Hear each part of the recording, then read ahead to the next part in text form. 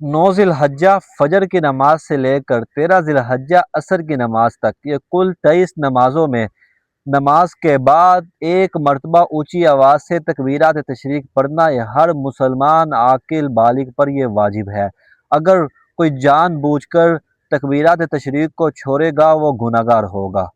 اور دوسری بات یہ سمجھ لیجئے، اگر ان ایام میں کسی بندے سے نماز فوت ہو جائے اور وہ انہی 5 ایام کے اندر اندر اس فوت شدہ نماز کی قضا کر رہا ہے، تو جب وہ بندہ اس نماز کی قضا کرے گا تو قضا کے بعد تکبیرات تشریق کی بھی قضا کرنا ہے، یعنی تکبیرات تشریق کو پڑھنا اس کے اوپر ضروری ہوگا، لازم ہوگا۔ ہاں، اگر وہ ان ایام کے بعد جا کر اس نماز کی قضا کر رہا ہے، یعنی کہ 13 ذی الحجہ کے بعد جا کر اس کی قضا کر رہا ہے، پھر نماز تو وہ قضا کرے گا ہی کرے گا، لیکن اس وقت پھر وہ تکبیرات تشریق کو ساتھ نہیں لٹائے گا، ان کی پھر وہ ساتھ قضا نہیں کرے گا۔ اور دوسری بات یہ سمجھ لیجیے، اگر کوئی بندہ ایسا ہے جس نے ایام تشریق داخل ہونے سے پہلے کوئی نماز چھوڑی تھی، اب وہ ایام تشریق کے اندر اس نماز کی قضا کر رہا ہے، تو جب وہ نماز کی قضا کرے گا تو قضا نماز کے بعد وہ اس وقت تکبیرات تشریق کو نہیں پڑھے گا، یہ بات بھی ضرور سمجھ لیجیے۔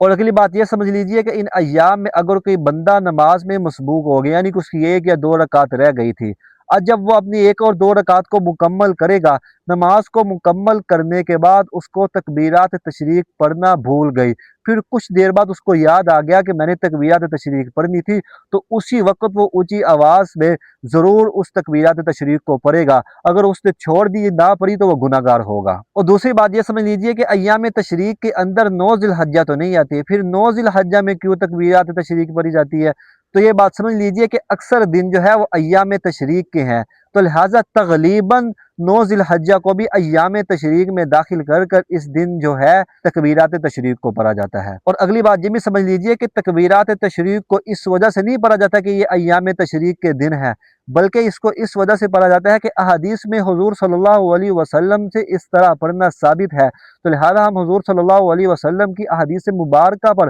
عمل کرتے ہوئے ان 5 ایام میں تکبیرات تشریق کو پڑھتے ہیں۔ اگلی بات یہ سمجھ لیجئے کہ تکبیرات تشریق کو ان ایام میں پڑھا کیوں جاتا ہے، تو سمجھ لیجئے کہ احادیث مبارکہ میں ہمیں اس بات کی تلقین کی گئی ہے کہ ان ایام میں اللہ رب العزت کے ذکر کو بلند کیا جائے، تو لہذا جب ہم تکبیرات تشریق پڑھتے ہیں گویا کہ ہم احادیث پر عمل کرتے ہوئے اللہ کے ذکر کو بلند کر رہے ہوتی ہے، اس لیے ان ایام میں تکبیرات تشریق کو پڑھا جاتا ہے۔ تو ابھی 9 ذی الحجہ آنے والی ہے، عرفہ کا دن شروع ہونے والا ہے، تو اس دن میں خاص خیال رکھا جائے اور تکبیرات تشریق کو ضرور پڑھا جائے۔ اگر ہم ان کو جان بوجھ کر چھوڑیں گے تو ہم گناہ گار ہوں گے۔